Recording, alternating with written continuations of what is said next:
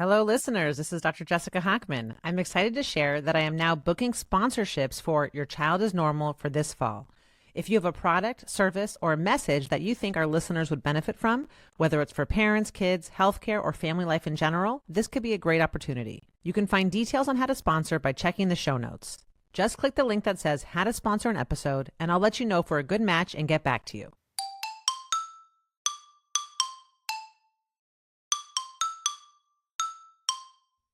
Hi, everyone, and welcome back to Your Child is Normal. I'm your host, Dr. Jessica Hockman. Today, we're talking about something that I see all the time in pediatrics, stomach aches and digestive issues in kids.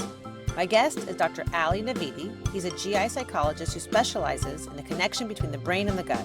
He explains how many children's stomach problems fall under disorders of gut-brain interaction and why psychological therapies like hypnosis, cognitive behavioral therapy, or CBT, and mindfulness can also be effective tools. I really enjoyed this conversation with Dr. Navidi. His optimism and guidance bring hope to an area of health that can feel so frustrating for families, and I'm so excited to share his insights with you. And also, before we get started, if you could take a moment and leave a 5-star review for Your Child is Normal, wherever it is you listen to podcasts, I would be so appreciative. I want to take a moment to tell you about Telehealth. Telehealth is the first and only at-home microbiome test designed specifically for kids. So as a pediatrician, I'm often asked, should I give my child probiotics? And if so, which one?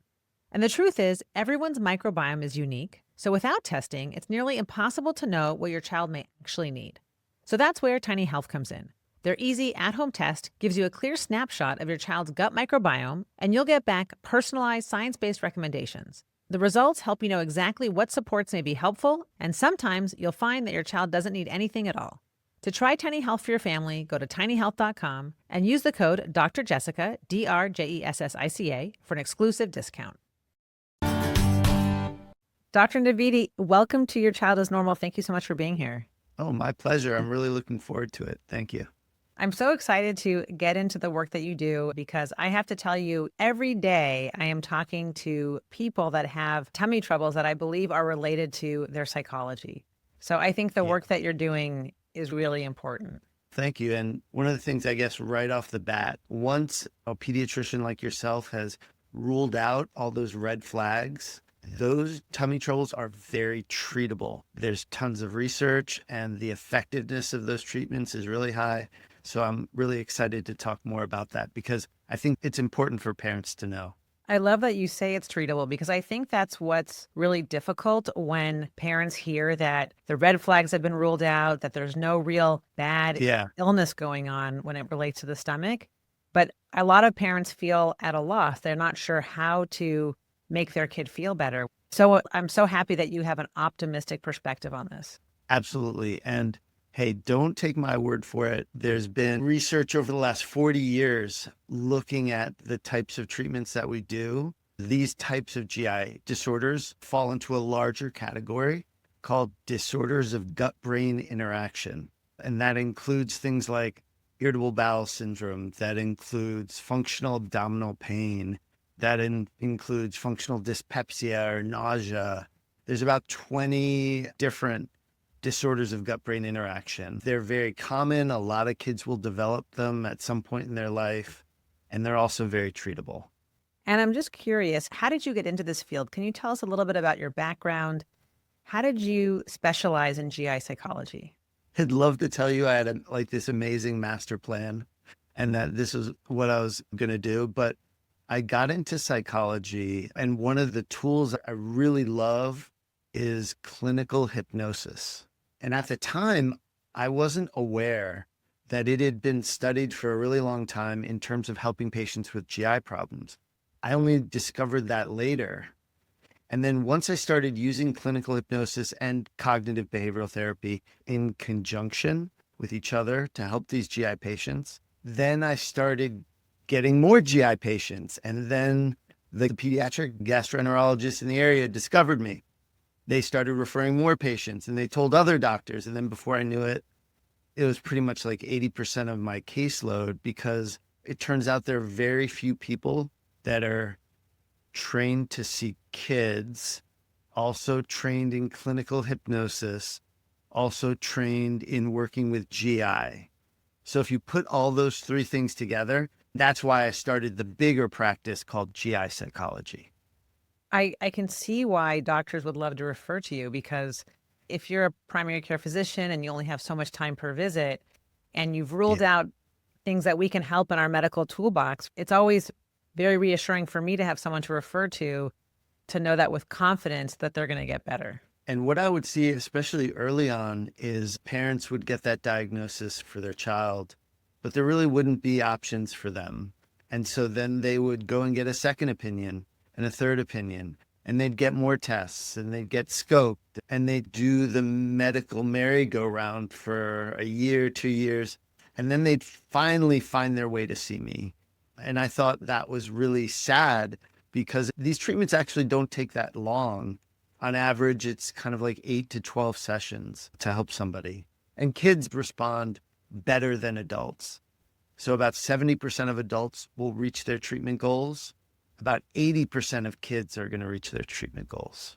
When you first described the typical diagnoses that you can help with, you Yeah. mentioned IBS or irritable bowel syndrome, you mentioned functional dyspepsia. Can you describe the symptoms to people listening so that they might realize that their child might fit into one of these categories?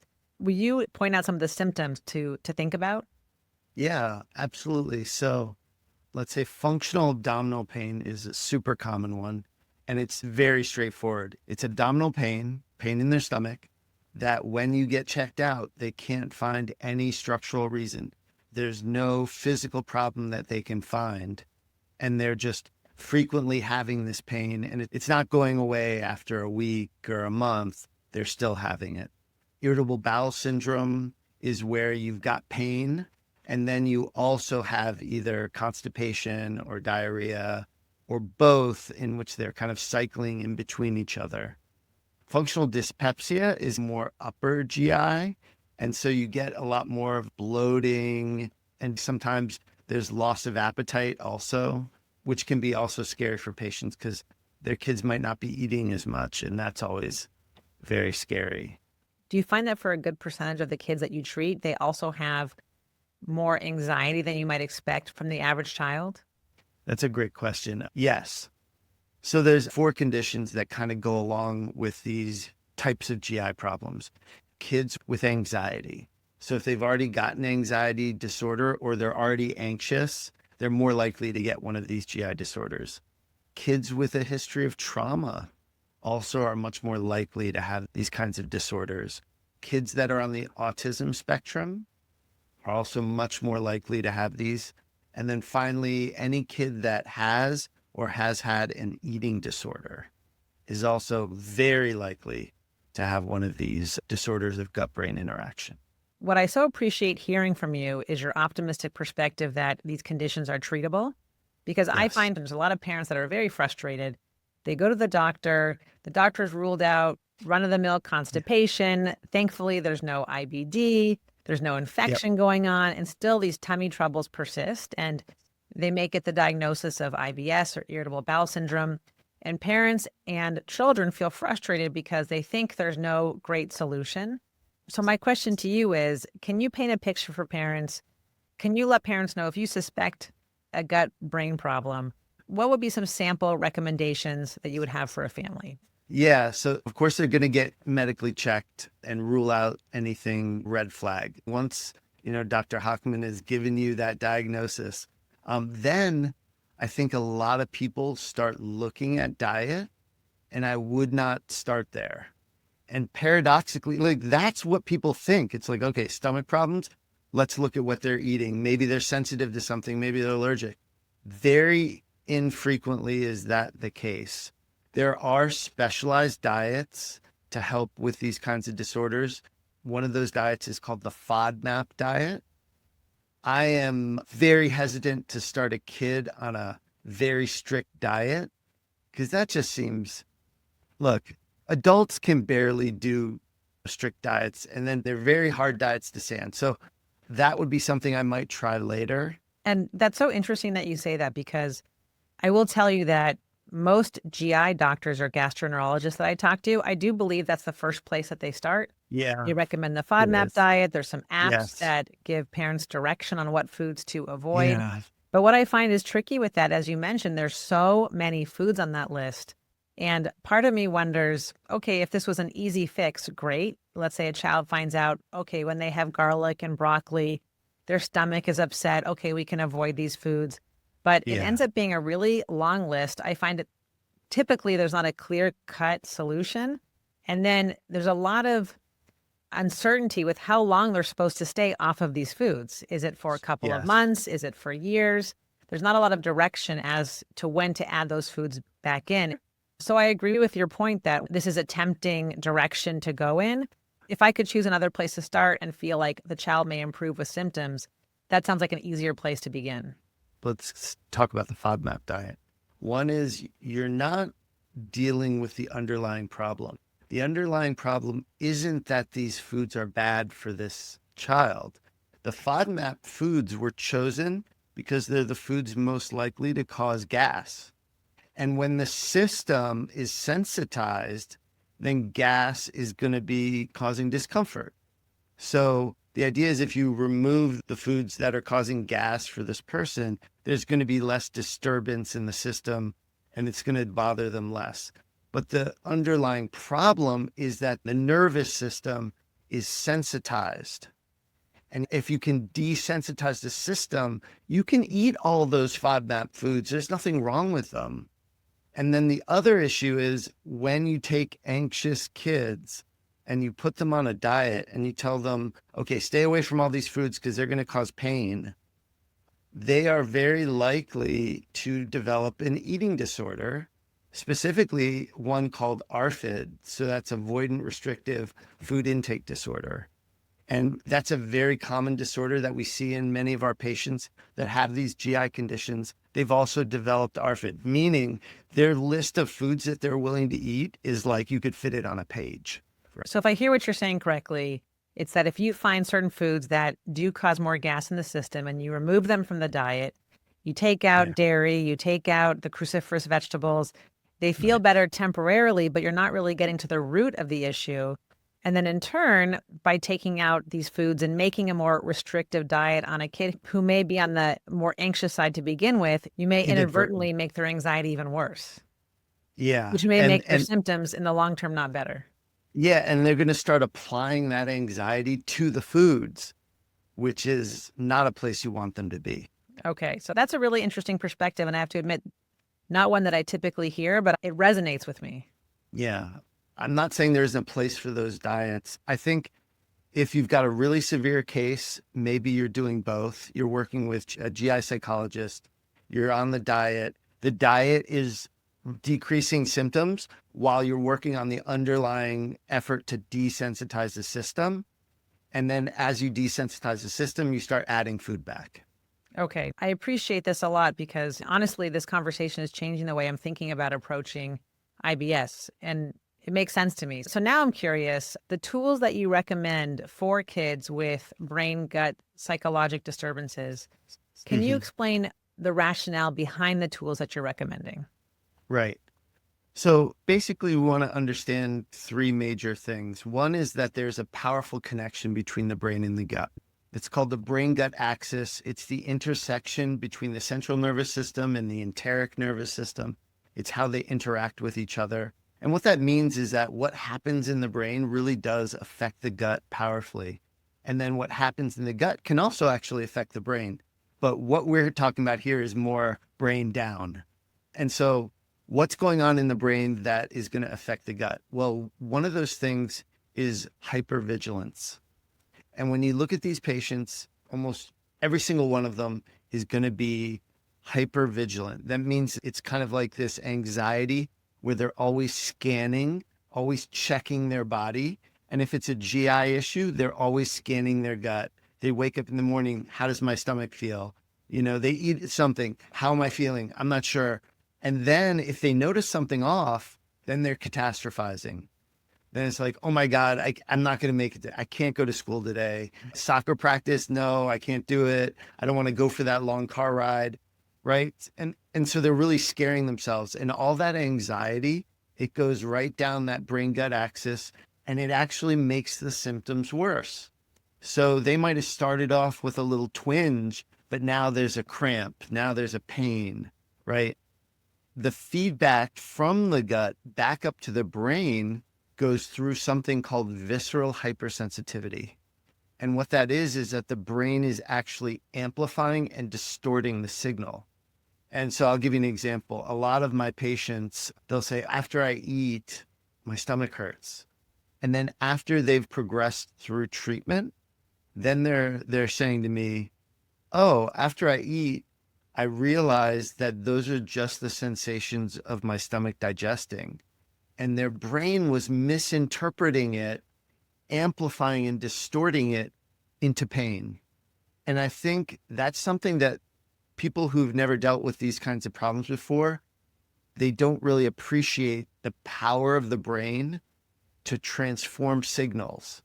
The brain can get things wrong. The brain can signal false alarms. And that's a big part of these problems, is that the brain is chronically sending a false alarm. You know, recently I had on my podcast Lynn Lyons. She has a wonderful podcast for parents who have kids with anxiety. It's called Flusterclux. And she wrote a book about hypnotherapy. She was on just a few weeks ago.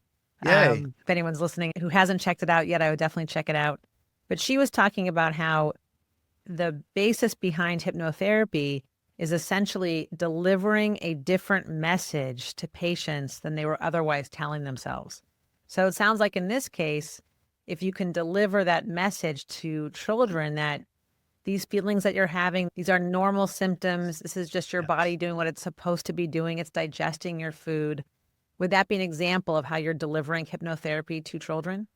Absolutely, yes. How that message gets delivered is the art and science of hypnotherapy, right? Do we do it through stories? Do we do it through images? Do we do it through words? And how do we do that? That's why we train so much. But essentially, the message is your stomach is safe. Your stomach is healthy. The signals you're getting are uncomfortable, but they're fine. It doesn't mean there's danger. I wouldn't necessarily directly say that, but that's what we're conveying to them in various ways. It's so true that the brain feeds the gut and the gut sends signals back to the brain. I think probably anybody listening can think of a time when they got butterflies in their stomach before having a nerve-wracking conversation with somebody, maybe some GI upset before taking a big exam in college. I think it's very common to think of how the brain affects your stomach. It's interesting because I think we all kind of know that, and we had many experiences of it. But when it comes to these problems, it seems like people automatically go to the food, or they go to, I need some kind of medication. And I'm not saying there isn't a place for medication, but in terms of research, it's not nearly as effective as the treatments that we're talking about for these types of GI problems. Interesting. And along the lines of food and medication, probiotics often get recommended and peppermint oil often gets recommended. Is that something that you also recommend, or what are your feelings on those recommendations? I mean, peppermint oil, I think there's some research showing it can be helpful. I don't know if it's super effective, but I think that at least there's some. I think in terms of probiotics, that's a very complicated area. And then we're dealing with another area that can be tricky, something called SIBO, small intestine bacterial overgrowth. And essentially, there isn't supposed to be a ton of bacteria in the small intestine. And then if they find that there is, that can also cause similar types of GI problems. And so that's usually something that probably should get looked at, especially if you've got these chronic GI problems. Do you have a lot of patients where there are mixed diagnoses? For example, I have a fair number of patients who have celiac, for example, or lactose intolerance, and they also have some elements of brain gut distress. Yeah, it's very common. And the reason it's common when you're talking about celiac or you're talking about inflammatory bowel disease patients is because anytime you go through GI trauma, you're more likely to develop a brain gut problem. I think of it almost as like PTSD of the gut, right? So let's say you've got celiac and you've spent years eating foods that are causing real problems in your gut and you just don't know it. Your kid doesn't know it, your parents don't know it, but they've had all this pain and discomfort. And then suddenly you figure it out and you restrict gluten, but there's still GI problems. But it's because all of that trauma in the past has created this hypervigilant system where probably that visceral hypersensitivity is happening also. So the idea of hypnosis sounds really appealing to me. I love medical interventions where there's really no side effect that I can think of and potentially a big upside. So for people that are listening, can people use your services? Yeah. So I got frustrated and then 5 years ago started this bigger practice. And we knew that this is such a rare specialty that we wanted to make ourselves available to people. So we've worked really hard making all the jigsaw puzzle of all the licenses work so that we can see patients in all 50 states, right? And we see them by telehealth. And then the next question a lot of people ask is, does hypnosis work by telehealth? And it actually works great. And they've done some studies and they find hypnosis is also effective. And also anecdotally, do you find yourself success with your patients? Oh, that's the reason I love doing this work so much. It's actually not terribly hard to treat these GI disorders versus give me a functional abdominal pain disorder any day over, let's say, like a really severe generalized anxiety. That's going to take time. That's going to take a lot of ups and downs in treatment, but a functional abdominal pain and IBS, they respond fairly quickly, and kids respond even better than adults because they haven't had the problems for as long and their minds are more flexible. So they're often seeing benefits after the fourth or fifth session. So a ton of success. And also, just as a therapist, it also opens the door for helping patients with other issues they might have. Because after you've helped them with their GI disorder, there's a lot of trust, there's a lot of therapeutic momentum. And so you can help them with their anxiety or their phobia. We were talking about someone the other day who's got a really severe wasp phobia. And it doesn't sound like a big deal, but if you live in an area where there's bees and wasps, they don't like to go outside, right? And so after you help them with their stomach, you can also help them with that too. I love it. I love that you say that you look forward and want to treat kids with functional abdominal pain, because I do honestly think a lot of doctors don't want to treat those patients because in their minds and their experience, it's hard to see them get better. Yeah. So I'm really happy to that someone like you exists, because just nice to have hope for families. And there's so many people out there that need it. And that's the thing. These are very difficult patients if you're not aiming at the right parts of the problem. And when you are, they're not hard to treat at all. They respond really well. And I like to joke that the one side effect of learning how to use clinical hypnosis is that they have a skill in terms of self-hypnosis that they can use to calm themselves down for the rest of their life. And hearing you talk so passionately about hypnosis, is that your favorite first go-to for treating these types of patients? Our model is to integrate. So to kind of simplify it, let's say we're using the clinical hypnosis to help calm them down and reduce the visceral hypersensitivity, that distortion of the sensations. And then we're using a special form of cognitive behavioral therapy to address the hypervigilance and the catastrophizing. And then we're also treating all the avoidance that often comes with a lot of these patients. So they're avoiding situations, they're avoiding foods, they have fear of their own body, essentially. And can you explain for people who may not be aware, what is cognitive behavioral therapy or CBT therapy? Yeah, cognitive behavioral therapy is the idea that what you think affects how you feel, and that affects what you do and how you act. And any one of those areas can be targets of intervention. So you could work on helping them shift their emotions, and that's going to help change how they're thinking. You can help them learn to change how they're thinking, and that'll influence their emotions. You can help them change how they act. You know what I mean? And so cognitive behavioral therapy is a collection of tools to help patients make changes in those three variables. So I think sometimes it helps to paint a picture with an example. What if I come to you and I say, Dr. Navidi, my stomach really hurts. I notice that Yeah. my stomach always hurts right before I have a big event. I'm starting college next week. How would you talk Yeah. to a patient like that?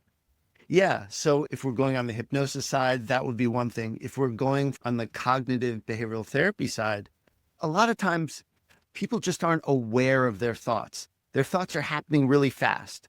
And what they become aware of is that when they think of school, they feel nervous, right? And they're missing that piece of like, what precisely are the thoughts? And so maybe the thought is, I'm going to have to go to the bathroom in the middle of the day, and it's going to be really embarrassing, and people are going to hear me making noises in the bathroom, and then they're going to make fun of me, right? Like there's this whole train of thoughts. And so now immediately when they think of school, they're thinking of all that stuff super fast, and then they're feeling anxious, and then their stomach hurts worse. And then they try to basically start talking themselves out of going to school that day, right? And then we start building awareness of that pattern, and then giving them tools to shift those thoughts, to change the way they're thinking, to think about it in a more kind of logical, clear way that isn't blowing the problem up. It isn't catastrophizing. I have a good friend who had a lot of difficulty with IBS, a lot of stomach discomfort, especially around particular foods. And he, Yeah. I'm happy to say, is now cured of his IBS, and he credits Yeah. meditation to helping his Yes. symptoms. Have you ever tried implementing techniques like breathing exercises, meditation, mindfulness techniques to help patients with their symptoms? Absolutely. It's wonderful. One of the first skills we teach is usually something very simple like diaphragmatic breathing. And I think if we're talking to all the parents out there and they've got a kid who has some of these GI issues, a really nice thing that they can do without even having to come to somebody like myself is if you go to YouTube, there's a lot of good videos for kids on how to do diaphragmatic breathing. So basically, it's a special way of breathing that activates the vagus nerve, which then sends you into rest and digest mode in terms of your nervous system. And it's a very valuable skill. And pretty much, I think every human should know how to do diaphragmatic breathing. I'm doing it right now. I'm putting my hands on my stomach and I'm taking some deep Yep. breaths. Yeah, we put your hand on your stomach. Sometimes if you're just learning, you put it on your chest because you want to make sure your chest isn't moving a lot, right? And if it is moving, then you want to shift it more to your stomach, to your diaphragm. And then you just kind of breathe in and out at a nice slow pace. And another thing a lot of times people get wrong about diaphragmatic breathing is that when they think deep breathing, they think a lot of air. And that's not what we want, because that's when we get people hyperventilating and they start to feel a little dizzy and they feel a little weird, and it's not going to help them, right? So we want like nice and slow, but we don't want to be taking in a ton of air. And do you recommend doing breathing like this with symptoms or just sort of habitually as part of your everyday routine? Or all of Both. the above? Yeah. So you want to start by training yourself to do it in a low stress time. So do it when you don't have symptoms, and you start to get good at it. Once you can reliably calm yourself down doing it, then start using it during those times when you have symptoms. I find this such helpful advice because you can do this anywhere. Anywhere you Yeah. are, you can stop and take some breaths. And if that works to calm you down and help you feel better, what a great tool. Yeah. And I'll give a little bonus. If you go and do this with your kid, what you can teach them to do is do something called an anchor. So an anchor is, if you remember in school, they taught you about Pavlov and the dogs. It's like ringing the bell, they start drooling. This is a similar concept, but you're linking some gesture or some movement to relaxing. So what you do is every time you're going to practice your diaphragmatic breathing, let's say you make a fist like this, and then you do your breathing and you calm down. And then you make a fist, you do your breathing, you calm down. Over and over, eventually the brain learns whenever you make the fist, you're going to calm down. So that then you make the fist and you calm down without even doing the breathing. What a great tool. I think it's very helpful to hear that there are many options to consider because while one thing might not work great for somebody, a different tool may work better for somebody else. So it's just nice to have a lot of options in the toolkit, so to speak. Yeah. So it's like cognitive behavioral therapy. A lot of doctors will hear that CBT is helpful, So we'll say, okay, go see your local CBT, your cognitive behavioral therapist in your area, and they're going to treat anxiety and they'll treat depression. But there's a specific way of using CBT to treat GI, and most people aren't trained to do that. So a lot of times patients will come to us and they'll say, oh, we already tried CBT. It didn't help. And we'll say, well, maybe you didn't try it like this. And there's a specific way to kind of apply it. So that being said, meditation also is a wonderful tool. So you could say CBT, meditation, clinical hypnosis.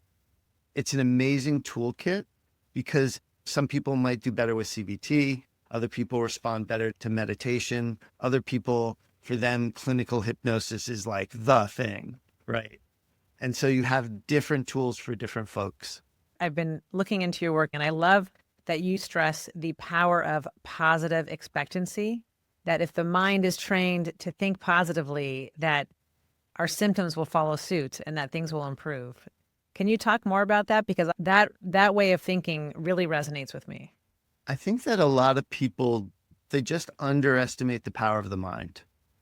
I find that this way of thinking is really powerful and has a lot of potential to work. And I point this out because I have a lot of people in my life that do the opposite. They try to think in the negative because I think they do it as a protective mechanism, that if they think through the worst possible outcomes, well, then if something better than that happens, they won't be so disappointed in that. And psychologically, they think that makes them feel better in the end. But I think the opposite. If I really think the best thing is going to happen and I look for the best things, those good things tend to happen, if that makes sense. 100%. And this is kind of a side, but I can remember looking back at some journal entries I had written. And at one point I wrote, I want to have my own private practice. And that was years before I ever was close to doing that. And then, oh, I want to have this bigger group practice that really helps people. Like it was in my head. And I think I probably forgot that I wrote it. But I think, so all those people in your life that do the opposite, I've got some advice for them. And they don't have to stop doing all their negative thinking. I just want to tweak it just a little, right? So you can say, okay, you're thinking about doing X or Y, have all your negative thoughts, and then pause and think about the best version of you, how you would handle it if those negative things happened. Then go on to think about what would happen if the best outcome occurred. I see. So let's say my worry is I have stomach upset and I worry that I'm going to go to the bathroom at school. Someone's going to hear me. Someone's going to make fun of me. If that were to happen, could I handle that catastrophized scenario? And the answer is yes. I think we all could play out the worst case scenario and work through it some way or another. And imagine your best self walking out of that bathroom, looking at it and say, hey, some days you have a bad day, and then just keep on going, right? But then also imagine you go to school and maybe you don't need to go to the bathroom and you have a good time and you chill out with your friends and then you go home, right? People are so uneven in the way they think about things and they don't even realize it. They think they're being accurate because I've thought of all the worst things. But have you really been accurate? Because you haven't thought of the good things and you haven't thought through how you would handle it if those bad things happen. Their thinking just stops at the worst part of their imagination and doesn't go any further. Yes. And I think, the line, you fake it till you make it, or you just keep smiling through the thing, even if it's hard, and then eventually you'll feel better. I think that's really true in a lot of situations. So if you're somebody listening and someone in your family does have a lot of psychological GI disturbances, why not try to train the brain to think that even though it's hard right now, things are going to improve. You will heal yourself. Why not? You have nothing to lose. Yeah, you have nothing to lose. And actually, that's probably a more accurate view based on all the research that we've done, is that if you can begin to change the way you think about your gut, about the pain, if you can begin to shift your mindset, you're very likely to get over it. And, the issue is a lot of times people have a lot of trouble doing it themselves. So if they can't pull it off themselves, There's people out there who have spent their lives learning how to help other people do this. But like you said, meditation, amazing tool. There are great books on cognitive behavioral therapy for kids. There's little workbooks. You can go and use that. There's apps for hypnosis. There's lots of things that you can try. And if you can't manage to do it yourself, there's other people to help you. I think your approach, what you're describing, it sounds like there's very little downside and only a potential big upside. And best Yeah. case scenario, a big upside. So I think that the work you're doing makes a lot of sense to me. Well, thank you. Yeah. And the bonus for me is it's very satisfying to do this work. I had a 13-year-old come and see me the other day, and obviously not going into details, there was a lot of functional abdominal pain, and we were able to help him essentially get rid of that within 2 sessions. And it was pain that was starting to severely affect his life, meaning weight loss, avoiding situations, all kinds of secondary problems coming from it. And in just 2 sessions, he's feeling better. Like, what's better than that, right? In terms of therapy. Oh, to feel like you're helping somebody and you're making a meaningful difference, nothing better, I Yeah. agree. Exactly. And I'm just curious, as a clinical psychologist, do you ever worry that you're potentially missing a medical diagnosis if a child isn't getting better, for example? Yeah. I think that's something that's going through our minds. We actually just talking about this issue in our case consultation meeting earlier today. That's why we make it a practice to get in contact with the doctors. We want to start out treatment just checking in and saying, hey, this is who we are. This is what we're doing. This is our plan. Is there anything medically you think we should know? Right? Because that's not our expertise, right? We rely on you. And then if we're running into trouble, we want to check in again. And then also usually at the end of treatment, we want to let you know how things went. I love that you use a collaborative approach. I think that's a great way to go. And I have to tell you, it's so nice to meet somebody who's so optimistic. This is an optimism based on experience. I have seen so many kids come in with their life kind of falling apart, not, often essentially homeschooled, not able to get to school, not able to do things, and to see them get better and better pretty quickly, just over and over, seeing that happen over the years. So this is coming from just seeing so many kids get better. Amazing. And so this podcast is called Your Child is Normal. So just as a fun question or just as a thought, are there any normal tummy complaints that you hear from parents that you wish parents stopped worrying about? Yeah, I think to a certain extent, especially when the parent can see that there's a clear stressor, right? There's something going on at school and their tummy hurts. I think that would be a very normal tummy complaint. And I think what you want to do at that point is reassure them and explain to them in age appropriate language, hey, sometimes when we're worried here, our tummy gets worried also, and it starts hurting, right? And maybe we don't need to be so scared about whatever it is and then start talking to them about the issue that's scaring them, right? I love that advice. It's so true. Reassuring kids can go a long way. Hey, I see that your stomach hurts. I get it. Think about it. You're starting school. It's a big deal. That's a big transition. But once you get into the routine, let's see how things go, because I'll bet your stomach will start to feel better. Because I think sometimes parents will, not knowing better, they'll get really anxious about the stomach and they'll kind of transmit that anxiety and reinforce the kid's anxiety. Googling things, they find things, they're catastrophizing. They can't help it, but they leak it to their kids. And then all of a sudden, everybody's spiraling and worrying.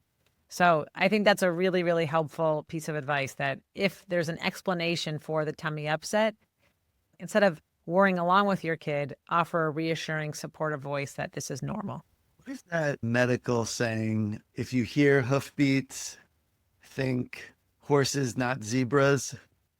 I love Right. that saying. I agree with that saying. You want to look for horses, not zebras. Absolutely. Yeah. And so your kid, it's Sunday night or it's Monday morning and school's restarting and you probably know they're anxious. And if they're talking about their stomach hurting, It's probably a horse. It's probably not a zebra. It's probably a brain, gut, stomach ache. And I'm curious for you, Dr. Navidi, if you are feeling anxious, what is your favorite go-to calming ritual for yourself? Do you listen to music? Do you use hypnosis? What is your go-to relaxation technique? I use hypnosis, and I've done exactly what I was telling you about. So I have created an anchor over the years. And so right before this podcast, I was like, oh, I hope I do well. And then I was like, oh, I'm feeling a little jittery. Let me calm down. So I did my fist. I took a nice deep breath. I did my fist, and then I released it, and I just said, relax. And I did, and I relaxed. And it happened because I had trained my brain that that was the cue, and it knew exactly what to do. It knew exactly how to relax. That says a lot that you practice what you preach. Who wouldn't want a way to kind of de-stress within like less than 30 seconds? I'm biased, of course, but I think all humans should learn at least that skill, which is to have a really reliable anchor to calm themselves down. Yeah, I couldn't agree with you more. Now tell everybody, where can they find you? So they've listened to you talk, they're convinced they want to bring their child to talk to you or use your services. Remind everybody your website, any other resources that can steer parents in your direction. Yeah. So the website is gipsychology.com, and we offer a free phone consultation. And that's someone who's clinically trained, who will answer all your questions, who will help you figure out if this is the right treatment for you or your child.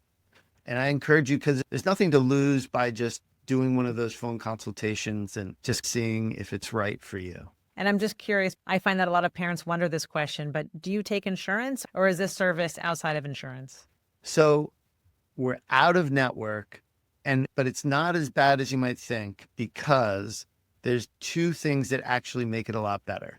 The first is it's reimbursable. So the parents pay for the session, they get a super bill, and they could submit to their insurance, and it's reimbursed just like mental health. And so we found on average, they get about 50% back. But there's also something called a single case agreement. And that's something with an insurance company. Because we're such a rare specialty, we help the parents do this. You're submitting to the insurance and you're saying, hey, insurance company, do you have a gut brain therapist in network for me to see? And the answer is always no. And so about 90% of people who apply for these things get them approved. So yes, we're out of network, but it's actually not as bad as you might think if you kind of go through this process, and we help them go through the process. I love that you work to make things more affordable for families. And I really appreciate that GI Psychology offers virtual care across the United States. What a wonderful service. So thank you very much. I'm really proud of the work that you've done. Oh, well, thank you so much. And it was a pleasure talking with you. And you're really helping us in our mission. Our mission is really to get the word out, because I think there's so many people whose kids will go through a very long time of bouncing around treatments and getting treatment by Dr. Google, when there's actually a treatment out there that's going to work for them, but they just don't know about it. I'm so happy to help get the word out. So I wish you more continued success, more growth, and hopefully you'll write a book soon. I think that would be good too. Well, thank you so much. It was really a pleasure talking with you. Likewise. Thank you so much. Thank you so much for listening to Your Child is Normal. I'm so grateful you're here and part of this community. If you're enjoying this podcast, it would mean the world if you shared an episode with a friend, subscribed, and left a 5-star review. And don't forget to follow me on Instagram at Ask Dr. Jessica for more parenting tips and updates. See you next month.